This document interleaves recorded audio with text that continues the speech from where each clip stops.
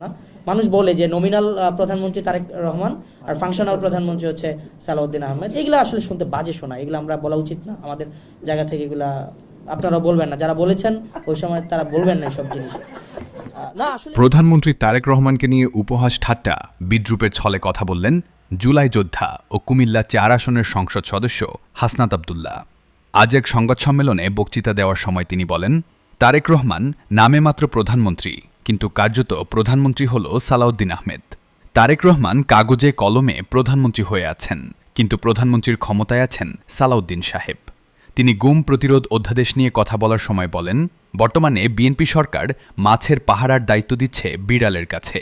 যেমনটা হতো আওয়ামী লীগের আমলে, ঠিক তেমনটাই আজ করছে বিএনপি সরকার। আমরা বিড়ালকে দিচ্ছি মাছের নিরাপত্তার দায়িত্ব, মানে শুটকির পাহারা দিচ্ছি বিড়ালকে। তিনি আরও বলেন, আমরা জাতির সাথে প্রতারণা করেছি।